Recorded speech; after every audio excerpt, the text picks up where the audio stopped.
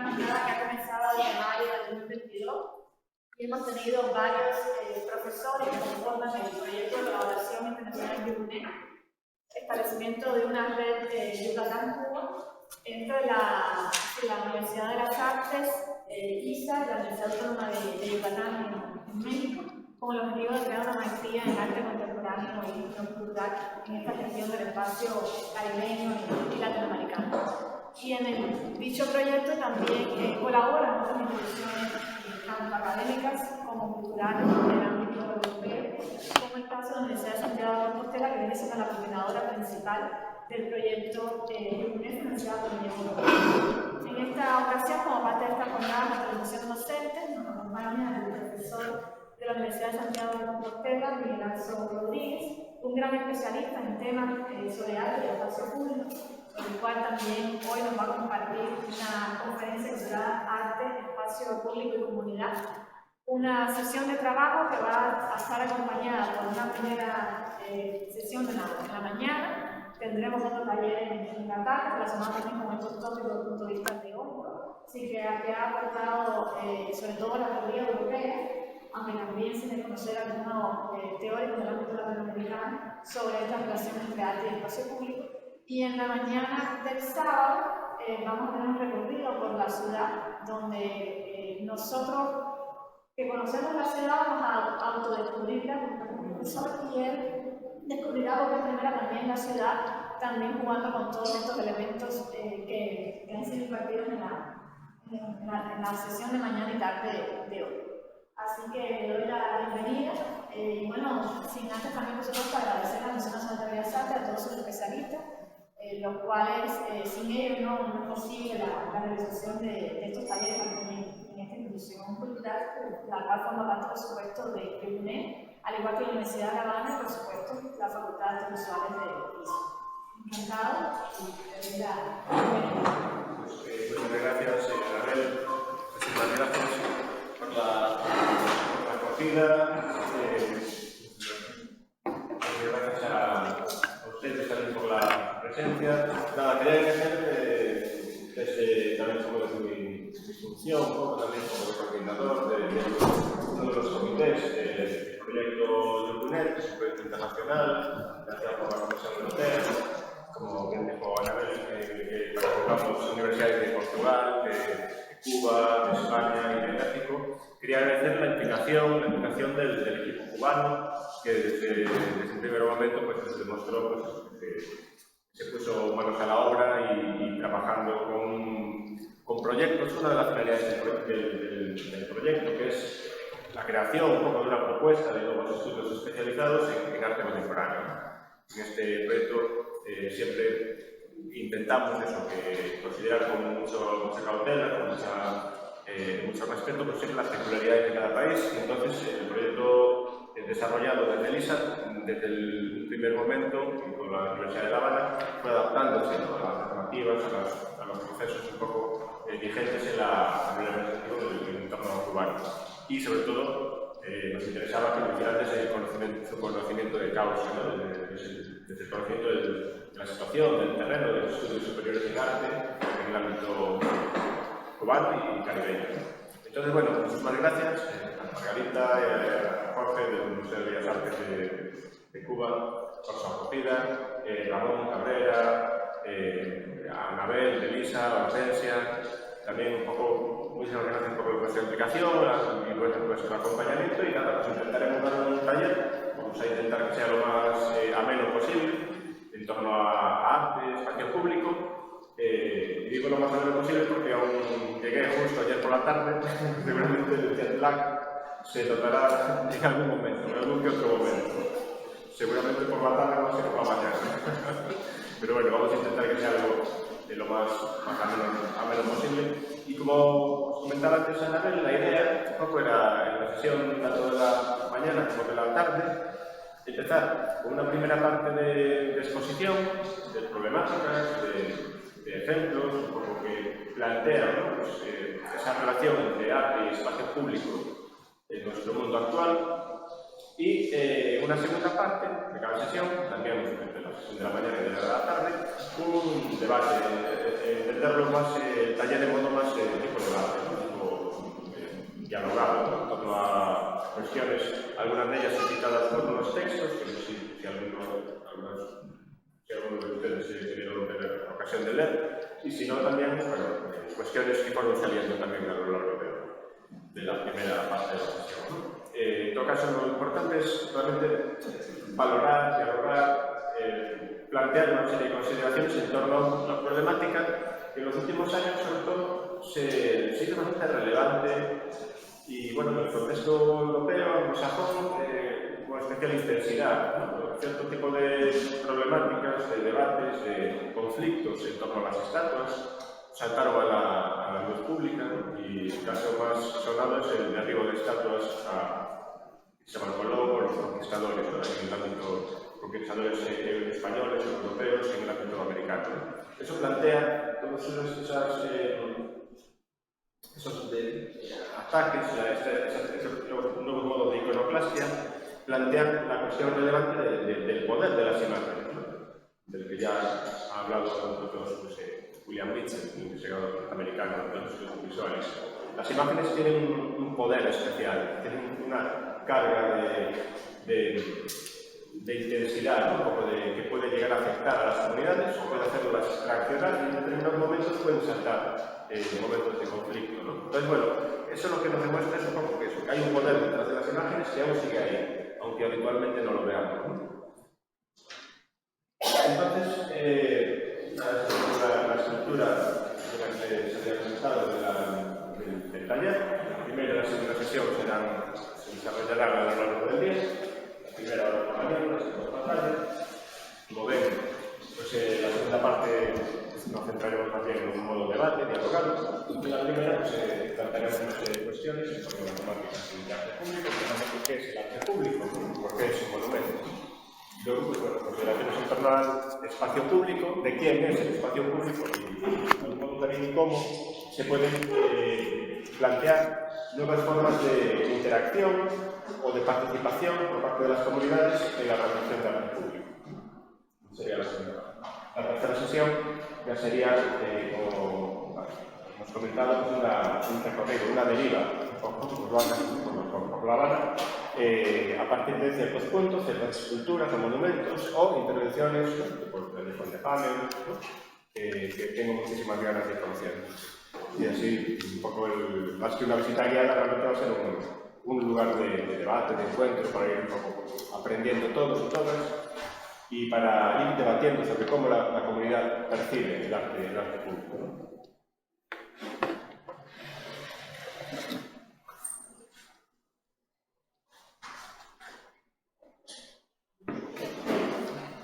Bueno, esta es una de las imágenes, creo que del cartel, promoción del taller. Es una obra de Jeremy Neder, un artista británico, que premio Turner en los primeros años del siglo XXI. Él es historiador del arte, realmente, de formación, pero bueno, se dedica profesionalmente a la creación artística de la institución.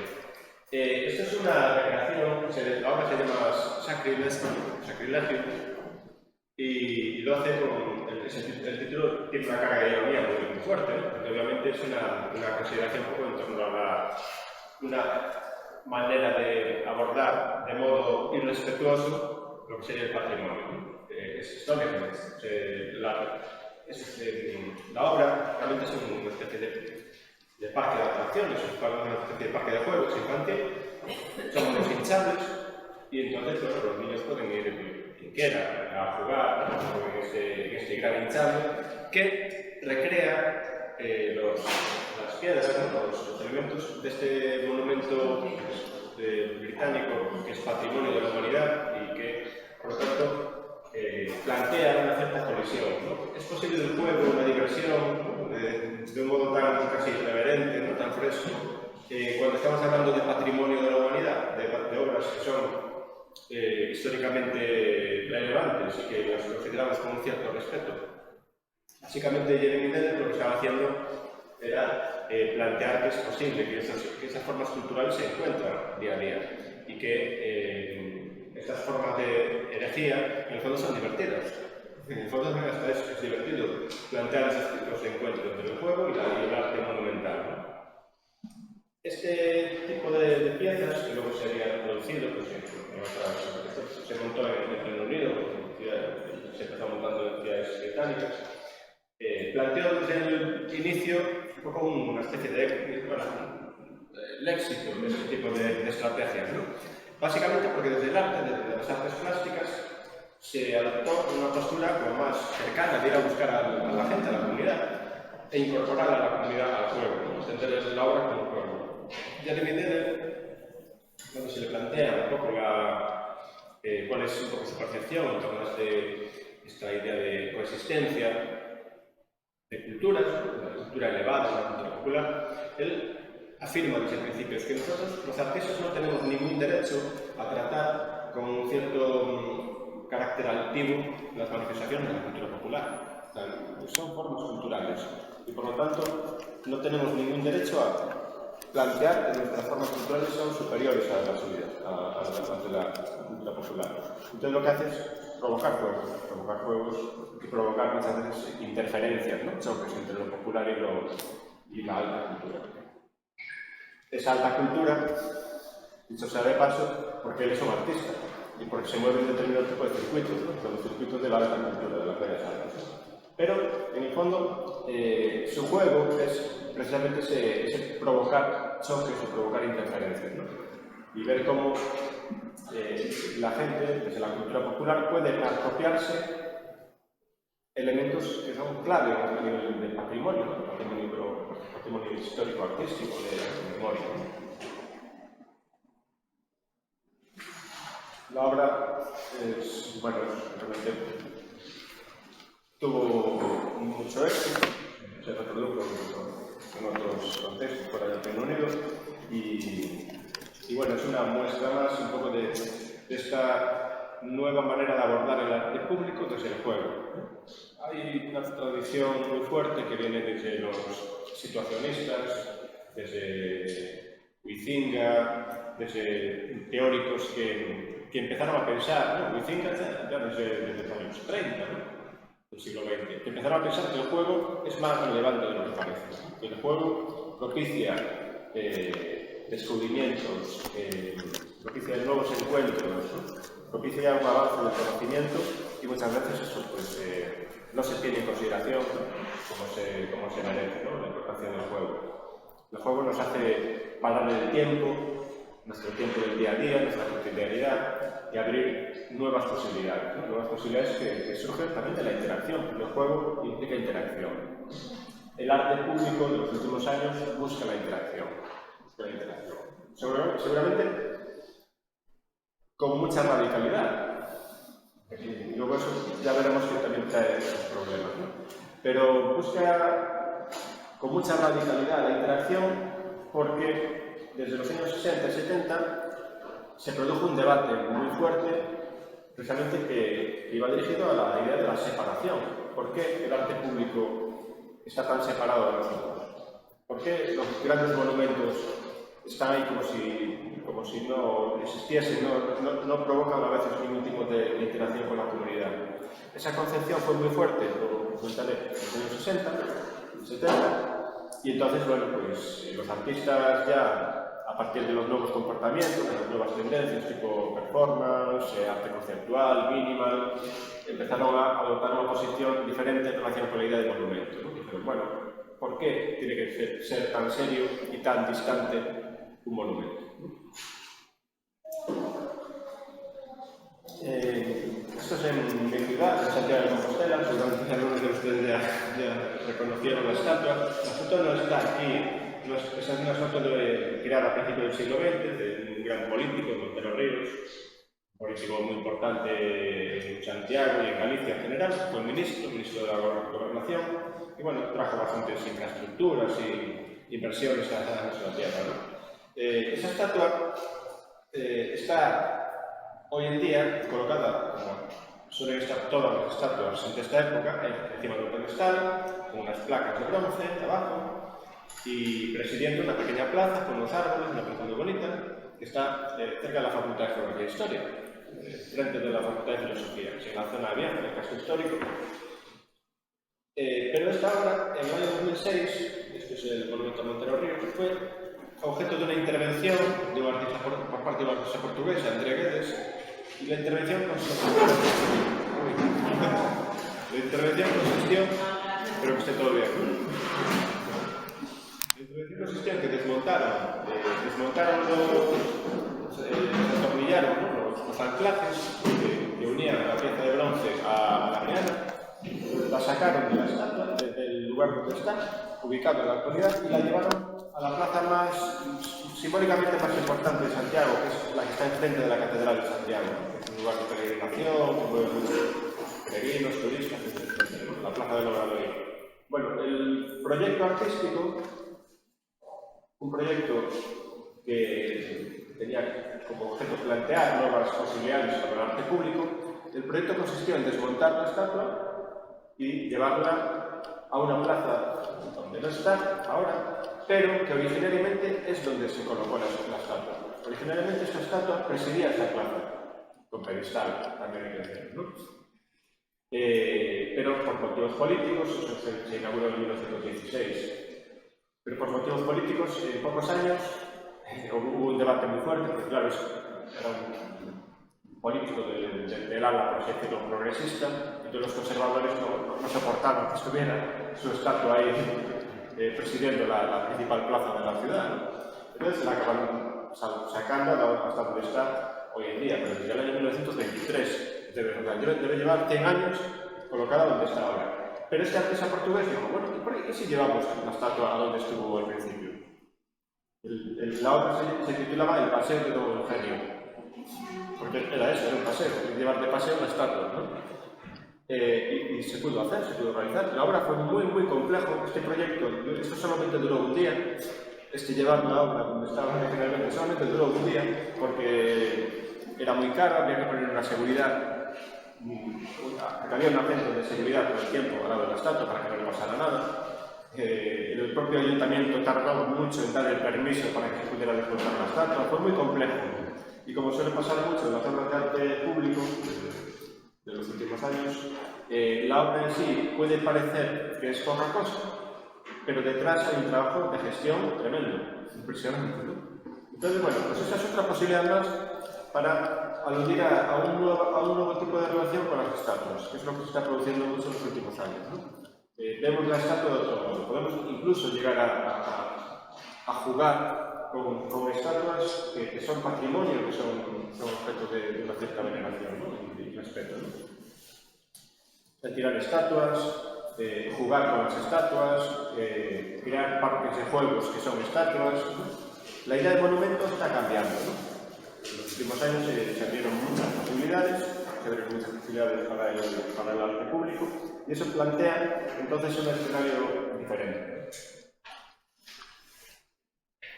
Antes comentaba que en buena medida todo eso está cambiando porque las artes plásticas están cambiando, ¿no? Desde mediados del siglo XX, las nuevas tendencias plantean un tipo de arte efímera, happenings, performance, un tipo de arte que a veces busca la interacción, ¿no? Todo lo que va a derivar de la estética relacional, ¿no? Pues ya en los años 90, ¿no?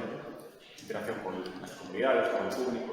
Eso plantea a los artistas también nuevos retos que se tienen que enfrentar con el arte público, ¿no?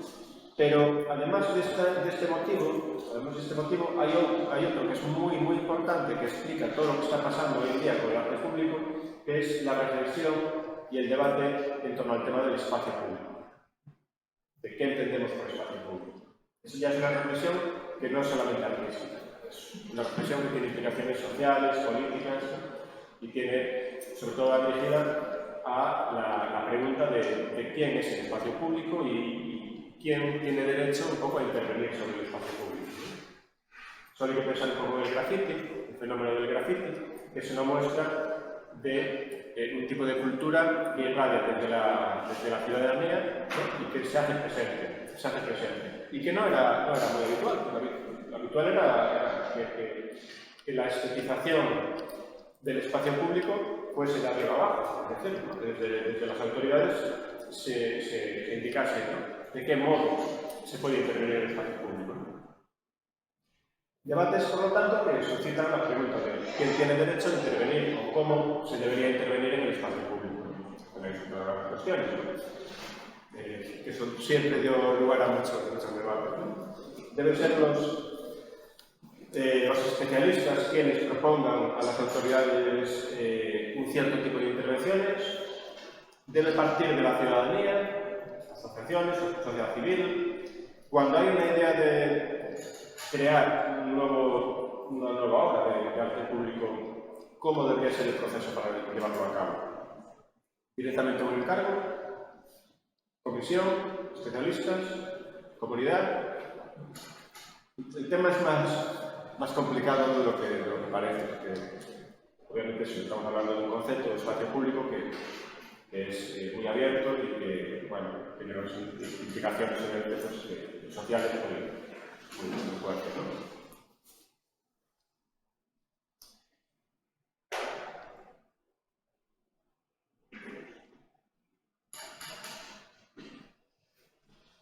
Bueno, los monumentos empezaron a poblar un poco nuestras ciudades, sobre todo en el mundo contemporáneo. Ya hay monumentos que vienen desde la antigüedad, pero sobre todo en el mundo contemporáneo, siglo XIX, pues, empezamos a ver ese fenómeno de la creación y proliferación un poco de un cierto tipo de estatuarias, no eran estatuas, ¿no?, que presidían espacios de cierta significación en las ciudades, ¿no? Surge o se generaliza esa idea de monumento que, según autores como Alois Riegel, tiene una marcada historicidad en el siglo XIX.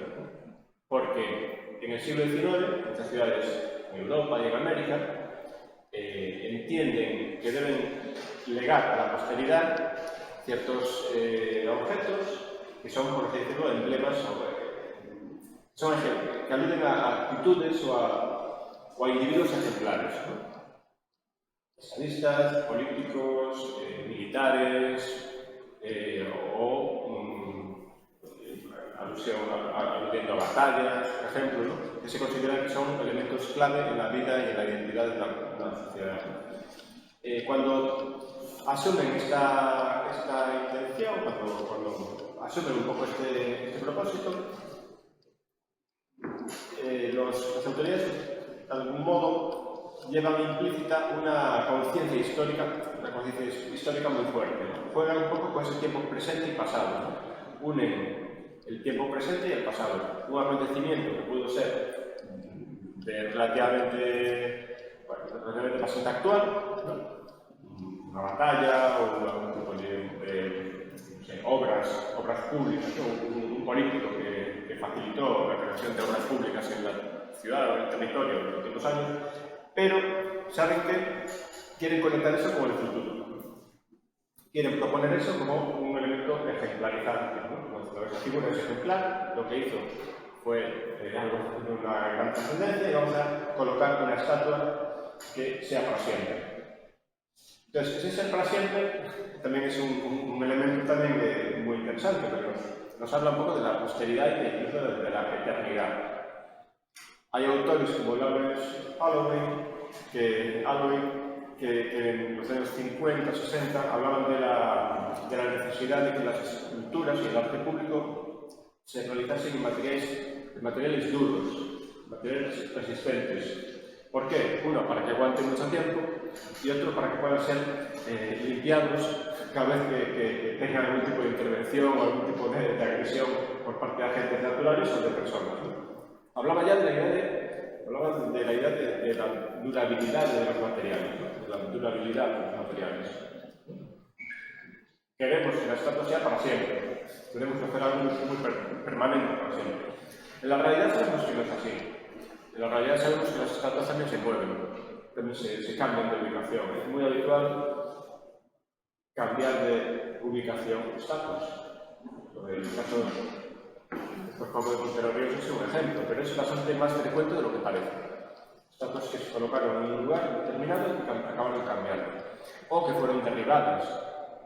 Muchas veces cuando hay cambios políticos, revolucionarios especialmente, se derriban estatuas caso de, bueno, después de la guerra de Irak, pues las estatuas de Saddam Hussein se tiraron.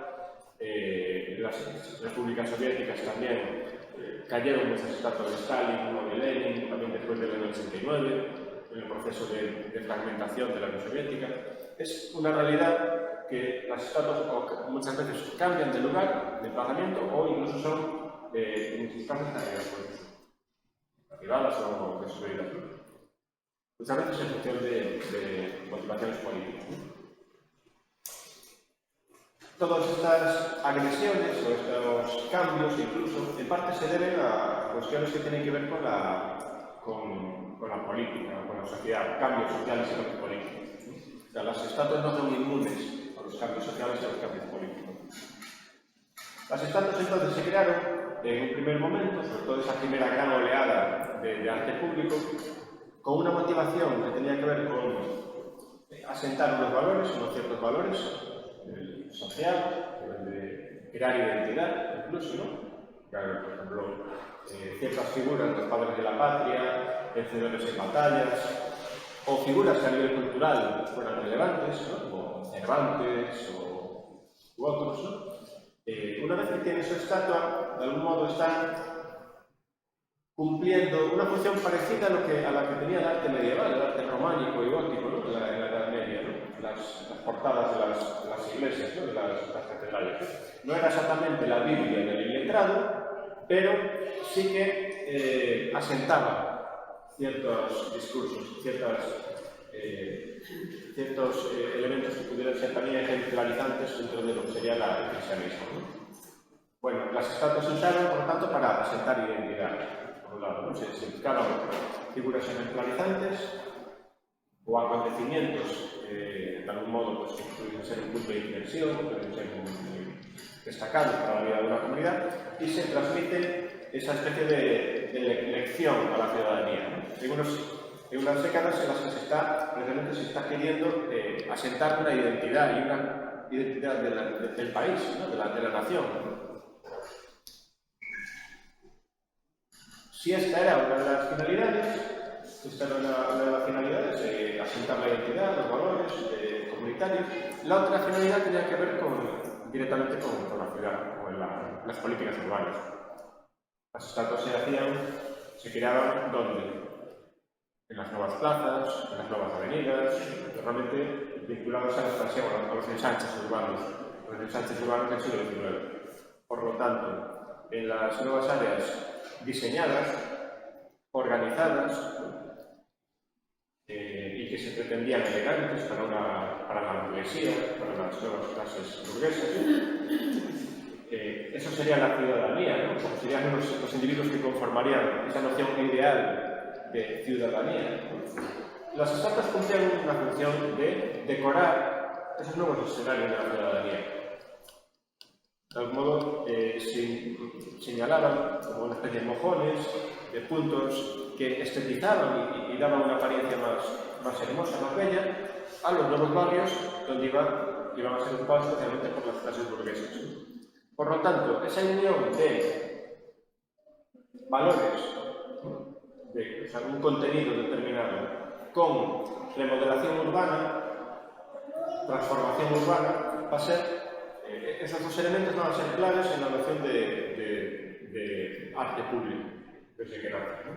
Cuando se empieza a hablar de los monumentos y del arte público, realmente estamos manejando esos dos elementos que un autor escultórico de Münster, en Alemania, en el año 2017, comentaba un poco la idea del espacio público polivalente, ya que el espacio público es polivalente porque tiene una dimensión estética y política a la vez.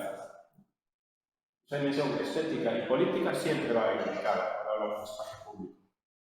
Y los monumentos decimonónicos, que se creaban en las nuevas plazas, en las nuevas avenidas de las grandes ciudades, llevaban igualmente pues, totalmente imbricados, ¿no? el elemento político y el elemento estético, ¿no?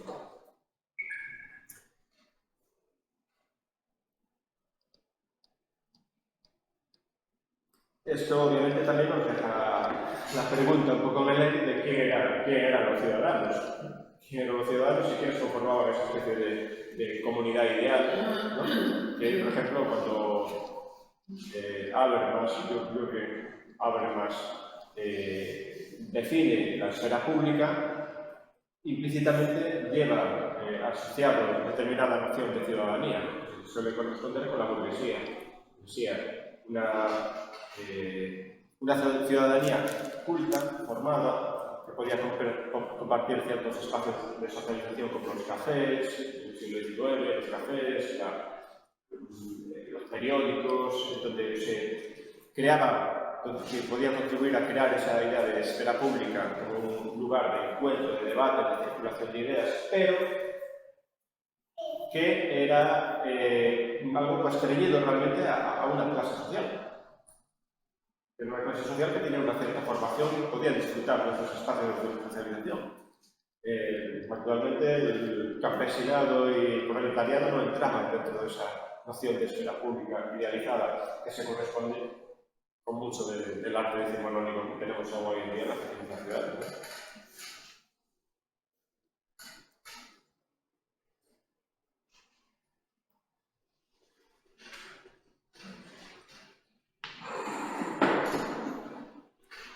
Si damos un salto temporal y geográfico, nos encontramos con Chillida, Eduardo Chillida, un escritor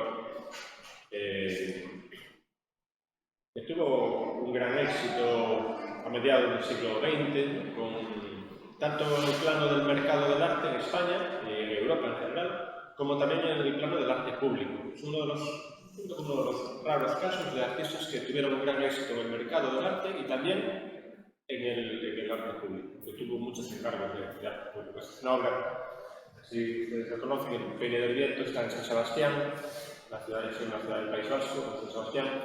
Es una obra en acero corten. Acero corten es un acero que se oxida muy pronto por fuera, la capa 1 milímetro, 2, ¿no? De la capa exterior se oxida muy pronto, pero el interior está en perfectas condiciones.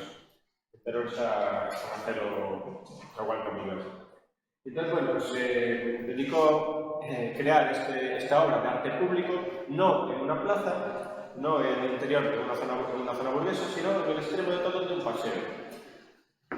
Seguimos de algún modo pues, bueno, vinculados a esos espacios de socialización, de paseo, cerca de la playa, una prolongación de la playa de la Concha, de San Sebastián, una zona muy bonita, muy turística, y que los ciudadanos usan mucho, principalmente sí que van a pasear mucho. Su planteamiento de hacer una obra donde los volúmenes se retuercen, donde hay un juego entre el vacío y la masa como muy potente, ¿no?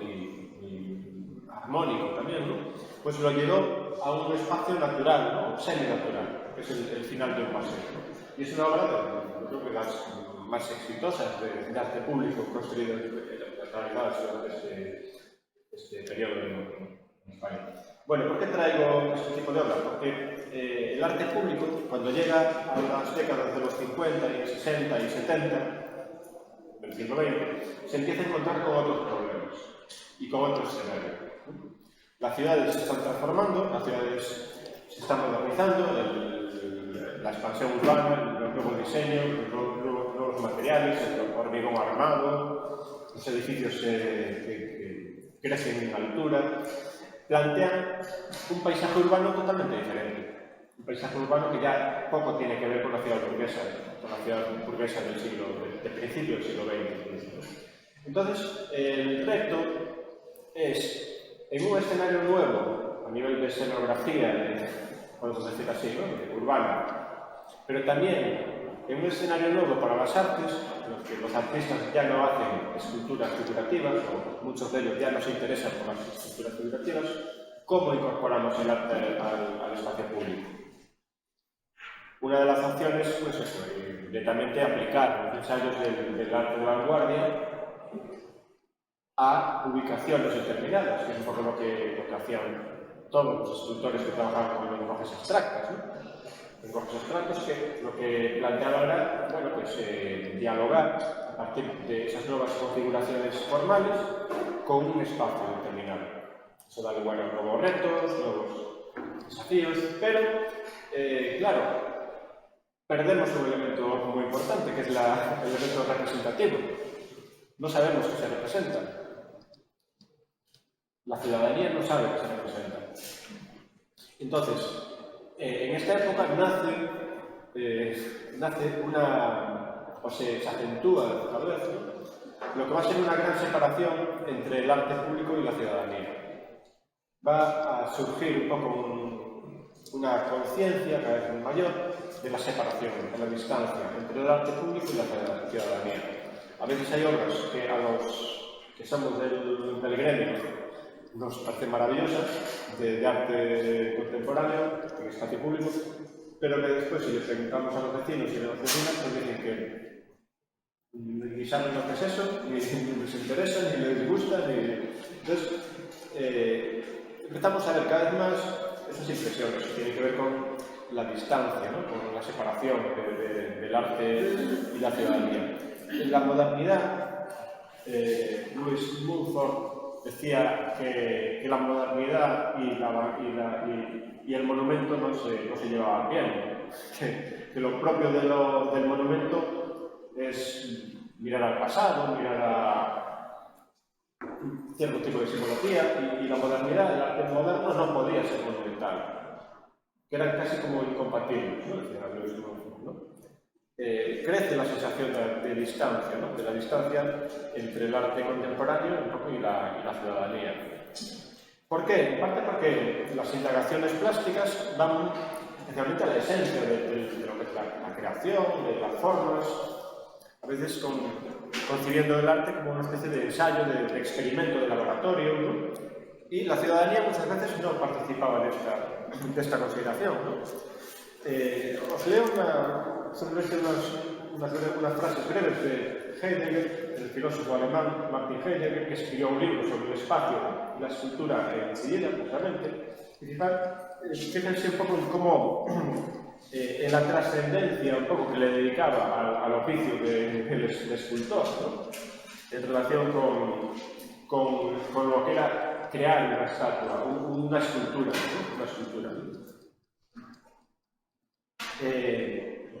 Se preguntaba Heidegger, ¿qué establece la obra como obra? La obra, descollando sobre sí misma, abre un mundo y lo mantiene en imperiosa permanencia. Ser obra significa establecer un mundo.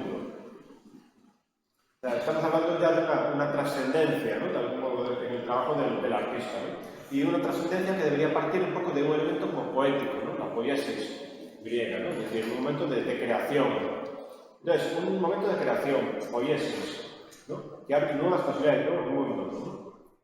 Una idea de desvelar, ¿no? El arte es una manera de desvelar, ¿no?, lo que está oculto, ¿no? Ese tipo de reflexiones de Heidegger plantea un trabajo muy trascendente para el artista, que por otro lado sabemos que va a ser muy difícil que lo capte en un primer momento la ciudadanía. Seguramente o pasará mucho tiempo para que la gente lo entienda, o la gente simplemente no lo va a entender. Pero precisamente esa gran trascendencia, ese trabajo de desocultamiento que planteaba Heidegger para lo que sería como el trabajo artístico, esa descubrir la verdad de la materia, ¿no?, la verdad de la materia, ya vemos que es un trabajo de gran trascendencia y que va a ser muy difícil comunicar a la ciudadanía. Va a ser muy difícil comunicar a la ciudadanía. Entonces, la cuestión simbólica del significado, de la esencia de la escultura, siempre va a ser un problema cuando manejamos un poco obras, piezas de arte abstracto, ¿no? Porque va a ser siempre un hándicap con esta. Pero siguiendo con Heidegger, hay otro problema más, que es la idea de que la estatua también hace espacio. La estatua crea espacio, ¿no? Lo que hace una estatua, y cuando hablamos de arte público, es abrir un espacio. La escultura hace sitio. El espacio espacia, decía Heidegger, ¿no? Pero ese crear espacio,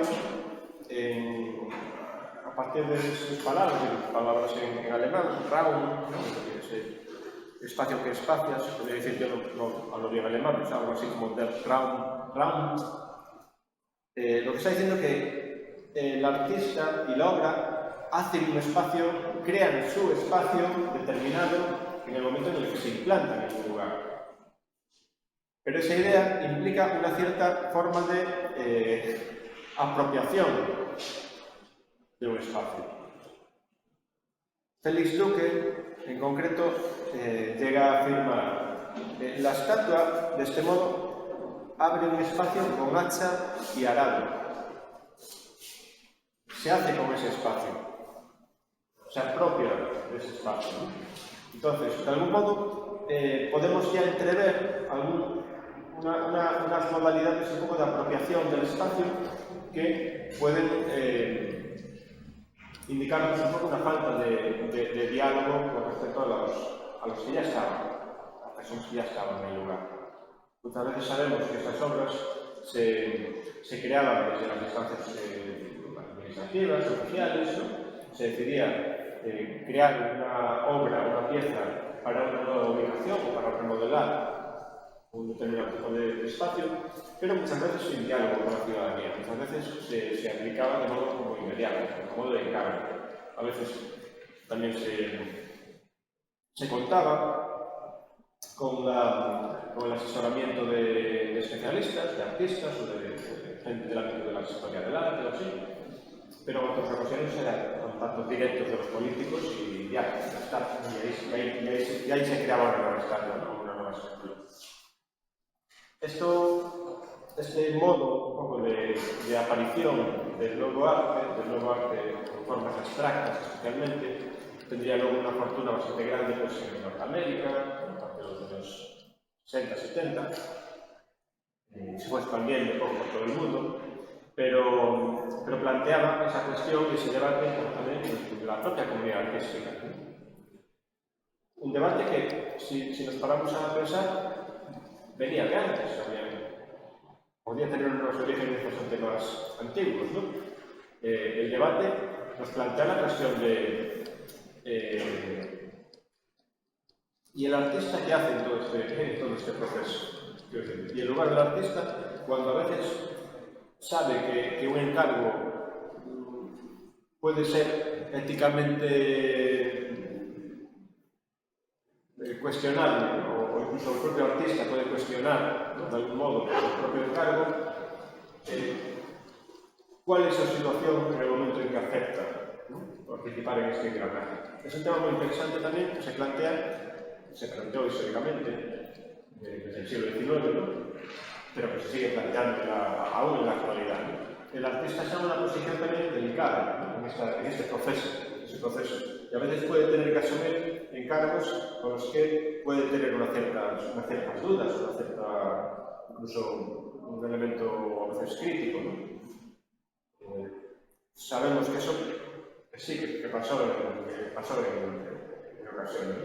Y que cada cierto tiempo yo creo que eso se da, ¿no? La posición del artista a veces es comprometida, ¿no? Yo soy de la opinión, o sea, yo personal, de que, claro, los artistas, ante todo, lo primero que tienen que hacer es comer. Lo primero es que necesitan ganarse la vida, y a veces entran en un engranaje que, bueno, que saben que, bueno, que es lo que no saben comer, básicamente. Y entonces, en el caso de la escultura pasa mucho. Estudié el caso de escultura contemporánea, el eso gallego, y claro, partía ya de los años del franquismo, desde la dictadura de Franco, y se veía claramente. Los escultores que trabajan con unos materiales que son caros, son más caros que la pintura, y los escultores, si quieren vivir, si quieren comer de su arte, a veces tienen que aceptar encargos que bueno, que a veces no están muy de acuerdo, ¿no? Con los que le dan de comer, ¿no? Es una de las dimensiones que se plantean, ¿no?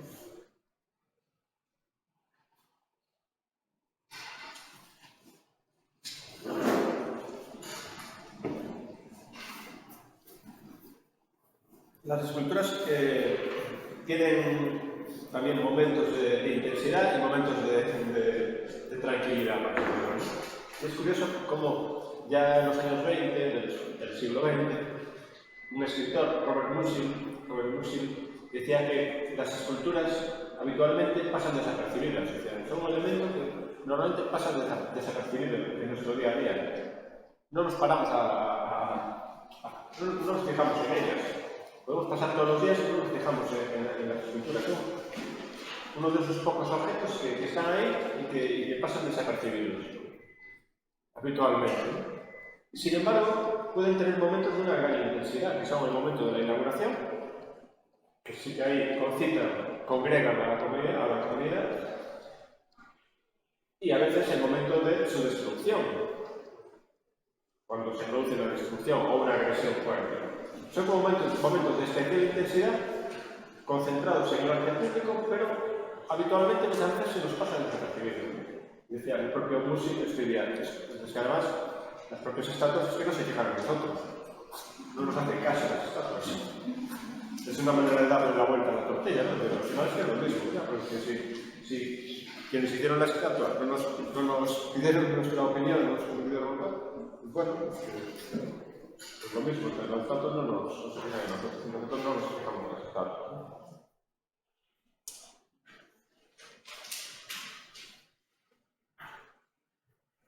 Bueno, eso es en Münster, una conocida obra, la intervención de Michael Astor, de artista norteamericano, que bueno, se hizo muy popular en todas partes por esta intervención, que es una caravana, lo que se puede alquilar una caravana, y cada semana iba cambiando de sitio. Es una obra de arte público que se corresponde con las nuevas tendencias artísticas, ¿no? de los años 70, ¿no? Tiene que ver con bueno, esa expansión del lugar de la escultura, ¿no? De escultura en el campo expandido que decía Rosalind Krauss, ¿no?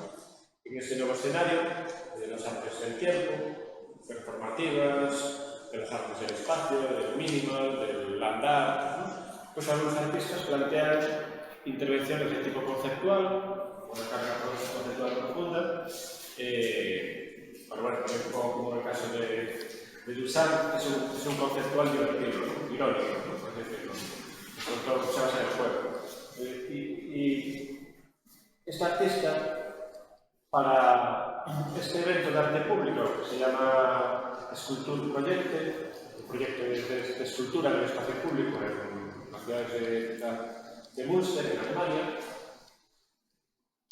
un evento que se viene realizando desde el año 77, precisamente, para explorar las nuevas formas de arte público, del arte en el espacio urbano.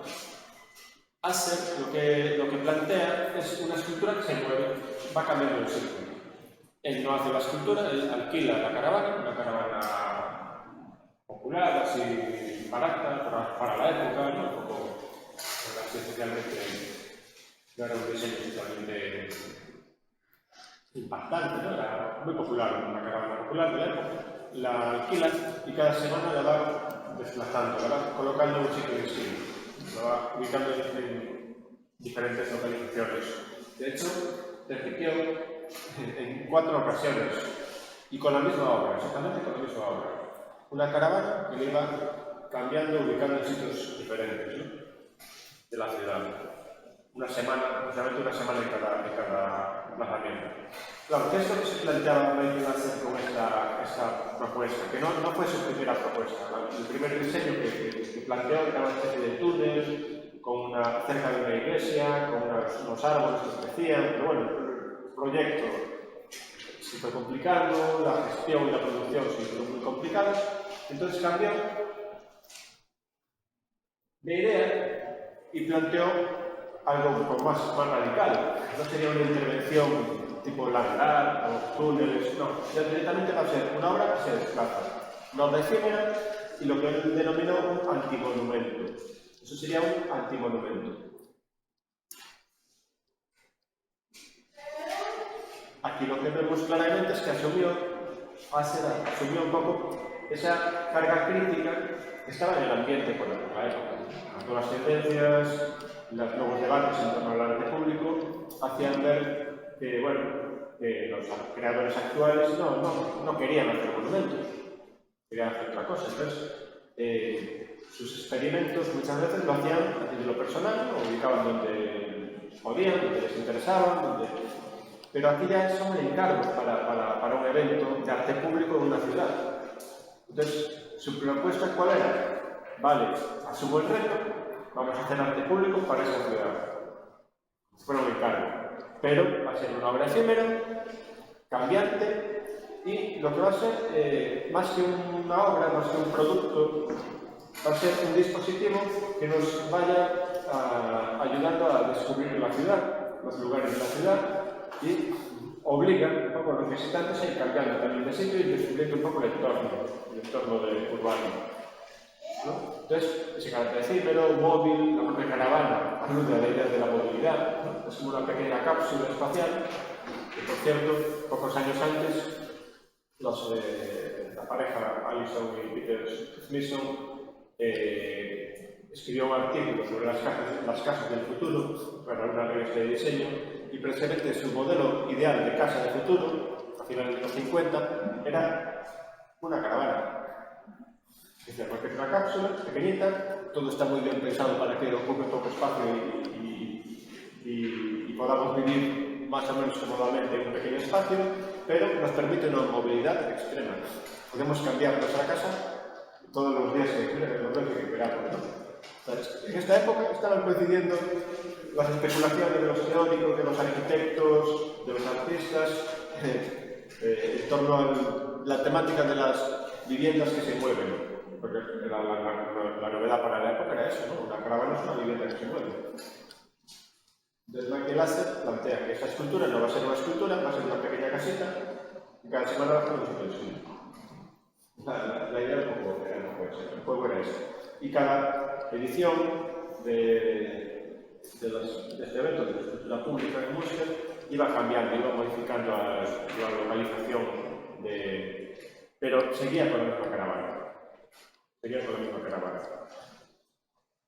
A veces repetía el emplazamiento de años anteriores. Y claro, lo que se producía era un juego muy divertido, que era que el emplazamiento cambiaba. La caravana era la misma, pero se podía ver que la foto ya no era exactamente igual que la foto de 10 años antes o de 20 años antes, porque había nuevos edificios, se tiró a algún edificio. Entonces, era una manera también un poco de repensar, ¿no? De ir descubriendo la ciudad a partir de un pequeño elemento anecdótico que era una caravana.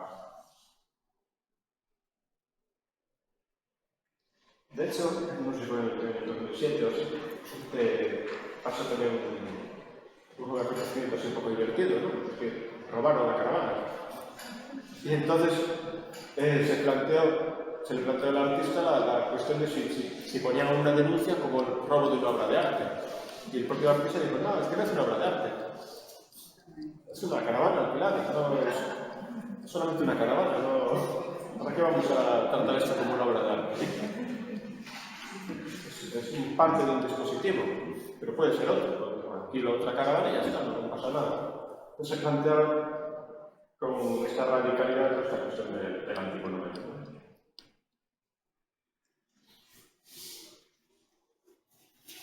Bien.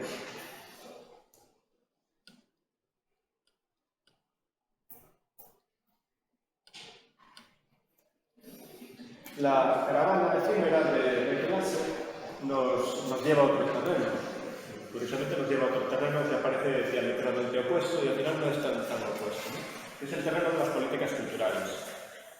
El terreno de las políticas culturales.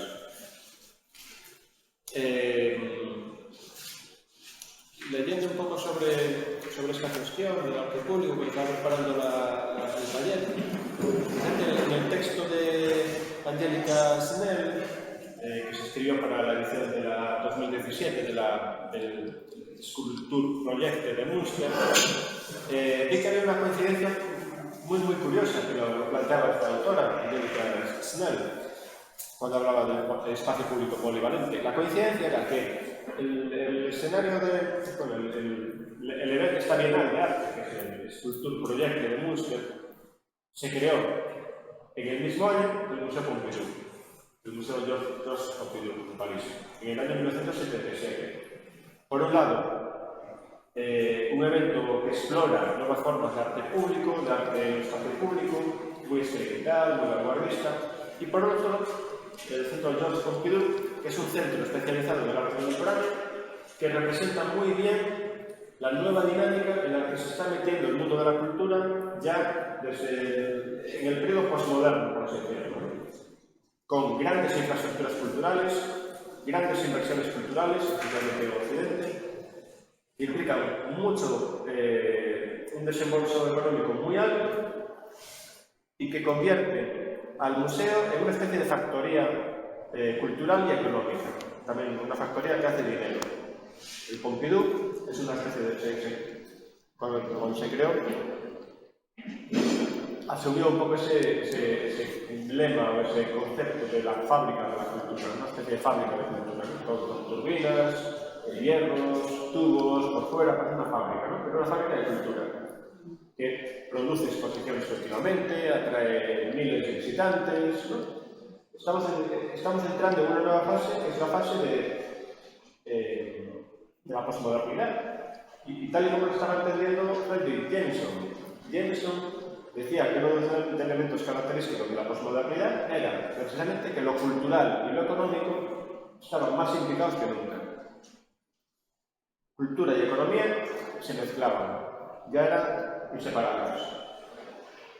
La cultura entra en unas lógicas económicas, economicistas.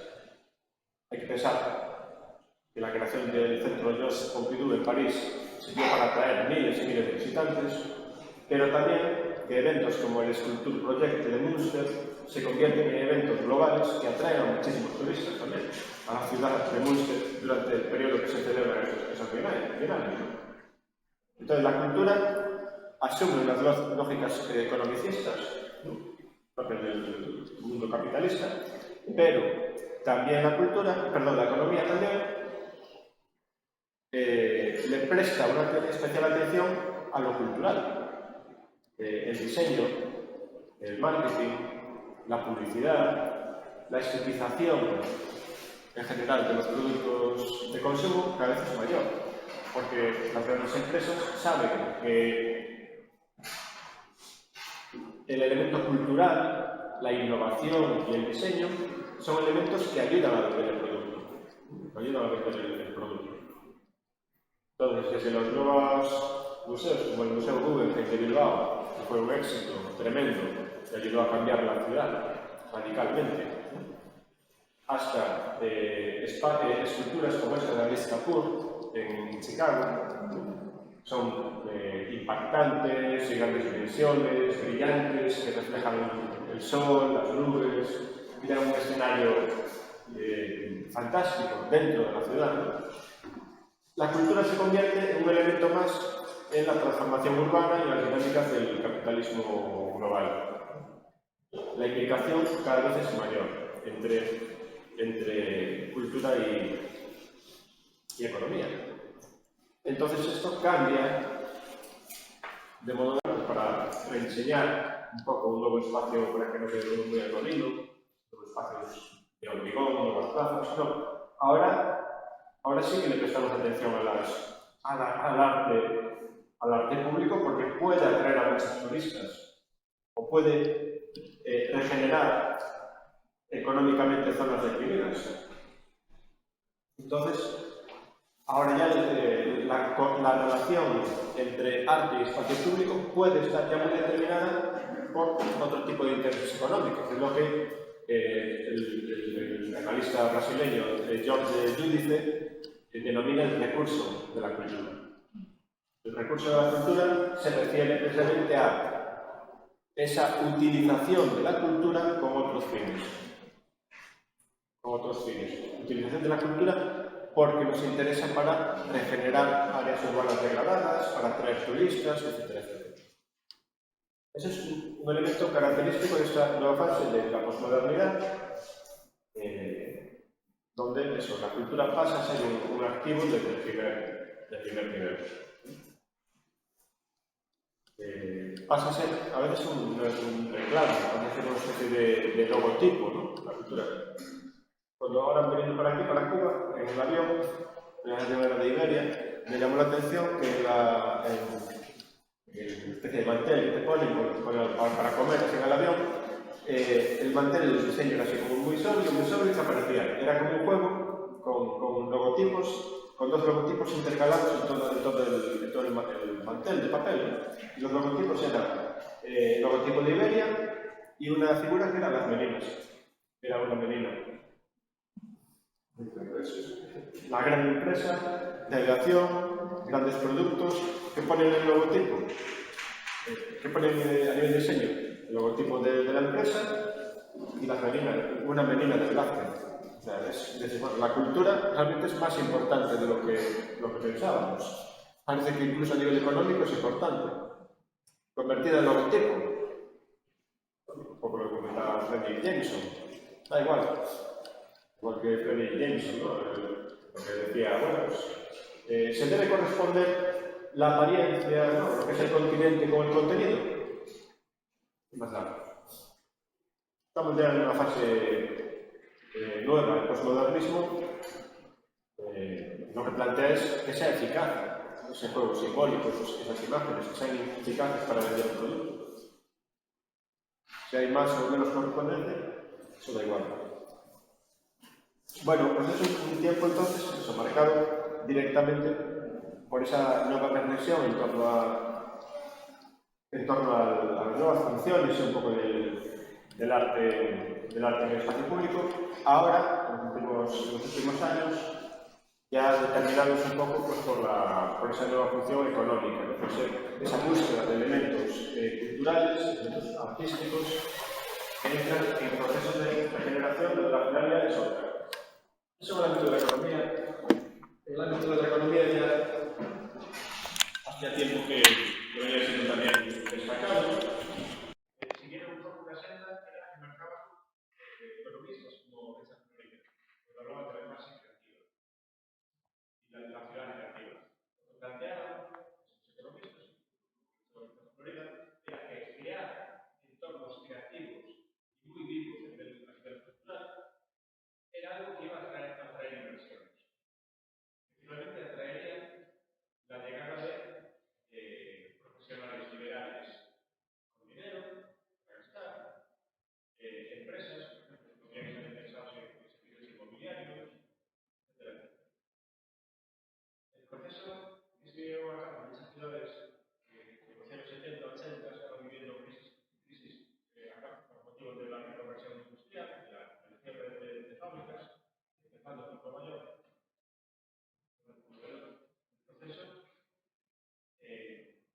fue seguir esas pautas y crear entornos bonitos, agradables, creativos, multiculturales, vender la multiculturalidad, la apertura, la tolerancia, para atraer nuevos ciudadanos, es posible entrar de clases pudientes, liberales, etc., pero también inversiones de grandes grupos inmobiliarios.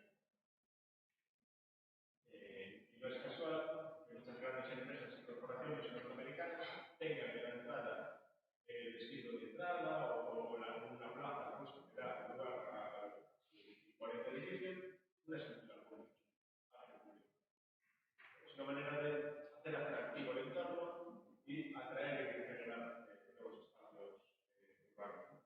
Esta estrategia fue muy seguida durante estos años 90 y sobre todo desde el principio de los 2000 y que ahora se está viendo mucho, y ya no son esculturas, lo que las autoridades municipales se encargan, sino son murales. Ahora, sobre todo, lo que está de moda en España es lo radical, por lo tanto, radical. Los alcaldes y los municipios ya no encargan de estas esculturas públicas, se encargan a muralistas que pinten murales impactantes, hermosos, muy culturales, para darle un poco hay muchos ordenadores periodistas también, y cambiar un poco el aire, cambiar un poco la imagen de los barrios. Cambiar un poco la imagen de los barrios para atraer inversiones y lo que David Harvey hablaba mucho de por ejemplo, el arte de la renta. El arte de la renta que significa que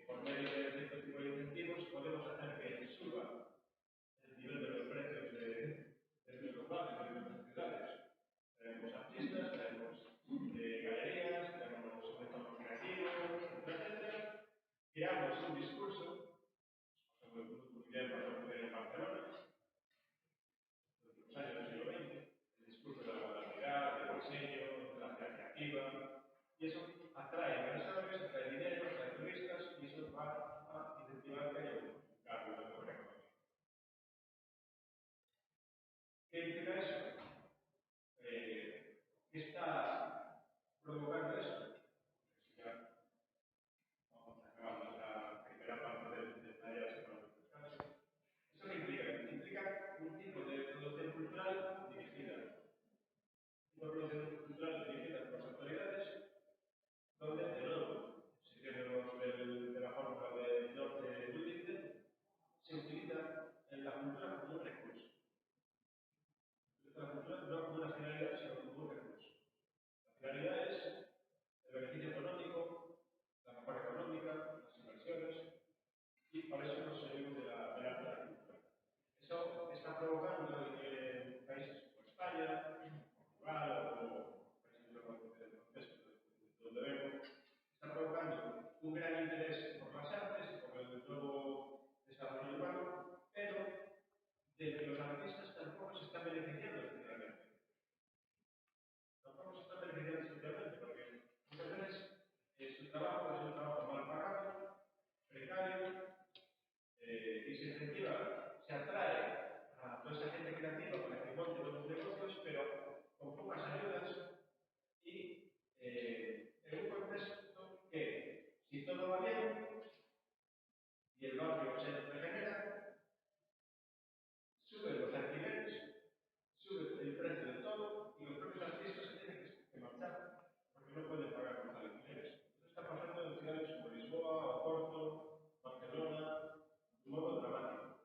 Los artistas llegan a traer los nuevos contextos de esas nuevas actividades creativas, empiezan a hacer intervenciones, algunas más espontáneas, otras financiadas o pagadas, algunas ayudas tienen, otros casos no tienen ninguna ayuda, simplemente porque son entornos que están como un laboratorio remodelándose, aún son baratos, pero en el momento en que empiezan a tener éxitos, los artistas son los primeros que tienen que abandonar. Es un fenómeno que está produciendo con mucha intensidad en el ámbito europeo, ¿no? Todos los de Europa para los procesos de por un lado, entonces, la cultura importa, la cultura es un recurso de primer orden, y eso lo saben las autoridades, pero los artistas no son los principales beneficiarios. Hubo un caso, fíjense un poco los extremos a los que llegamos. Un caso de un mural que se pintó en la ciudad de Vigo, en Galicia, en el noroeste de España. Un mural creado dentro de un festival de arte urbano promovido por el alcalde de la ciudad. Entonces, estaban habiendo intervenciones, grandes murales, medianeras, edificios, bueno, para poner la ciudad bonita. Es lo que me gusta del alcalde, una ciudad bonita.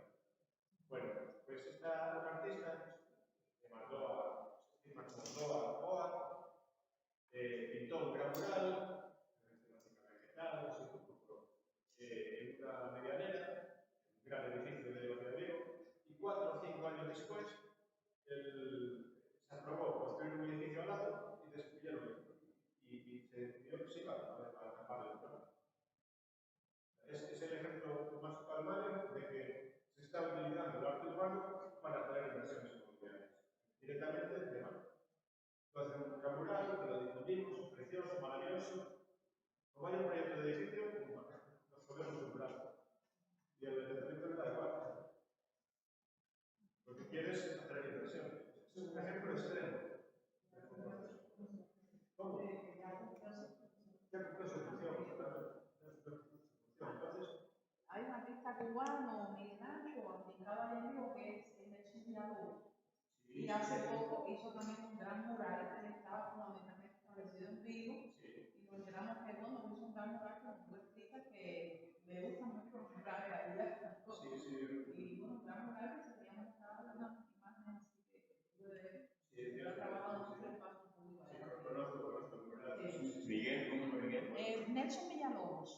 Edison Villalobos, artista cubano, graduado de Lima aquí. Entonces, dentro del proyecto este arte urbano, sí, son instalaciones que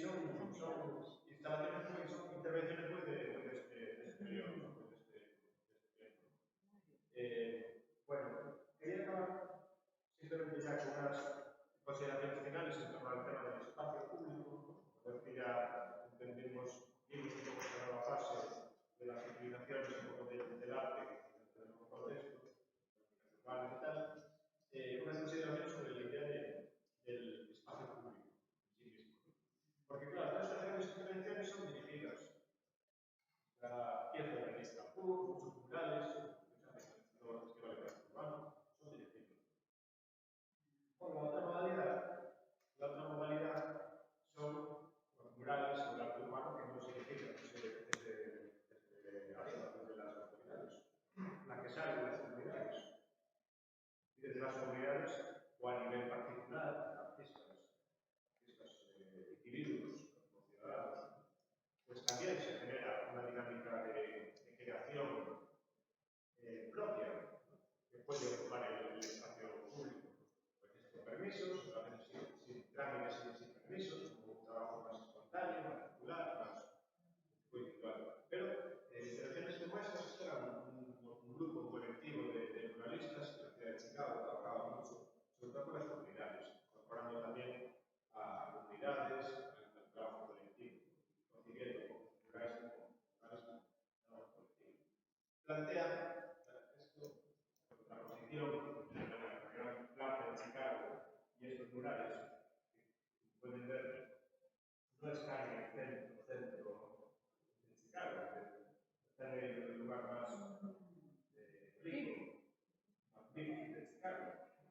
Esto plantea una posición de quién es el espacio público y qué es el espacio público. Entonces, esto realmente es un tema que es un debate muy intenso y que provocó realmente muchas discusiones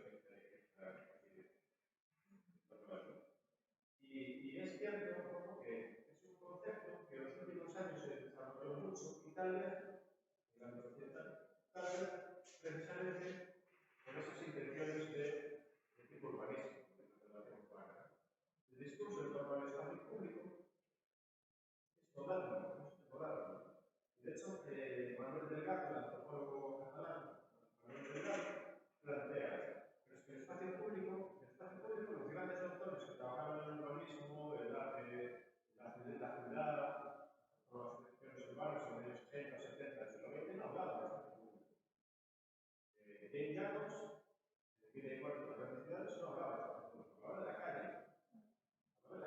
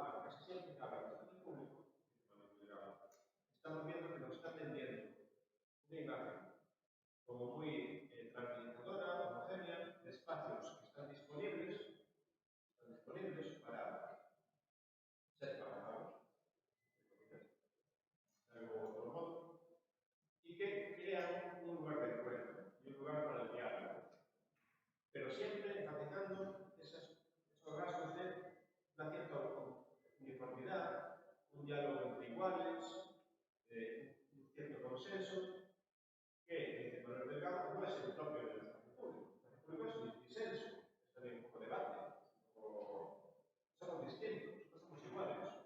Y entonces, lo que plantea Manuel Delgado es que muy probablemente el espacio básico, esa noción que se está transmitiendo tanto del espacio público, es una noción muy interesante para crear espacios privilegiados que niegan la diferencia y niegan un poco a ciertos elementos que no entran dentro de lo que es la consideración de ciudadanía. Escribe Manuel Delgado. A ese espacio público como categoría política que organiza la vida social y la configura políticamente, debe verse ratificado como un lugar, sitio, comarca o zona. Que una calle o una plaza sean algo más que simplemente una calle o una plaza. Son o debe ser el proscenio en el que esta ideología ciudadanista se pretende ver a sí misma externalizada.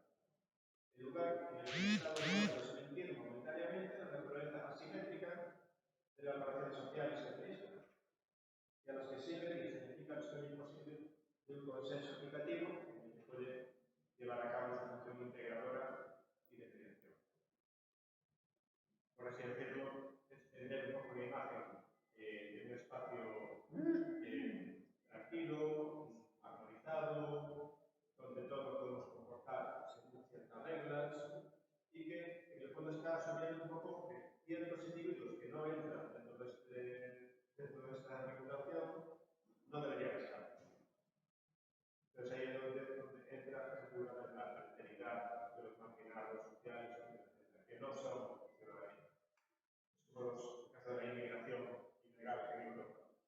Son figuras que están como en suspenso, no existen.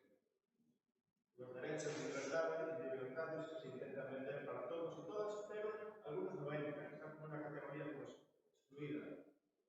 Son invisibles, no los queremos ver. Los inmigrantes ilegales es como si no existiesen. Están en centros especiales y no se le aplica la normativa y los reglamentos vigentes de la Constitución, no son ciudadanos. Están en una zona como de espera, o el caso de los hombres, sin techo, en Norteamérica. No existen. No son ciudadanos. Entonces, Manuel Delgado plantea, y si acabo del descanso entonces, plantea un poco esa cuestión un poco delicada. Normalmente, cuando hablamos de espacio público, que es una noción que se discutió muchísimo desde los años 90, cuidado, porque seguramente nos están vendiendo una imagen muy bonita, muy edulcorada, de un lugar donde no hay conflicto, donde podemos garantizar unas pautas de socialización a todos aquellos que se comporten como quieren comportarse y que tengan un cierto estatuto legal. Y eso, bueno, pues plantea esa cuestión de que siempre hay excluidos, siempre hay excluidos en todos estos procesos. Y que, como decían los sociólogos, como Charles Suki, pues el espacio público también es un espacio de lucha. La cultura cumple una función fundamental para la vida de las sociedades y todos somos una sociedad, todos queremos ser tolerantes y todo eso, pero al final el espacio público también es un lugar de conflicto y de interacción y de choques entre posiciones. Y si no asumimos esa diversidad y ese carácter a veces conflictivo del espacio público, es que no vemos un poco la realidad. Hay que observarlo, recordar que ese elemento de conflicto siempre está ahí. Bueno, entonces así ya acabaría un poco la primera parte de la sesión e intentamos pensar que estaba como descuidado, habría que remodelar, que intervenir. Eso es una cuestión que es muy relevante y que está ahí como una especie de incógnita. ¿Qué hacemos con las obras, las intervenciones que hace público? Que el tiempo pasa y se van a ir dando, porque hay que intervenir sobre ellas, debemos conceberlas ya también como algo permanente, que debe durar para toda la vida. Lo concebimos como algo localizado en el tiempo, que generó unas sinergias que nos modo de trabajo en equipo muy intensos, pero que ya está. Eso plantea la cuestión de la pervivencia del arte público, que en el texto de Olivia Rude se comenta de esto. Bueno, ¿qué? Y los murales los dejamos estropearse o los restauramos. Porque tienen una vida de torno a 5 o 15 años, como mucho. Los restauramos para que se sigan viendo bonitos o lo concebimos como algo que, sobre todo, para algo comunitario y ya está, y lo hay. Entonces, por un lado está el tema de la permanencia.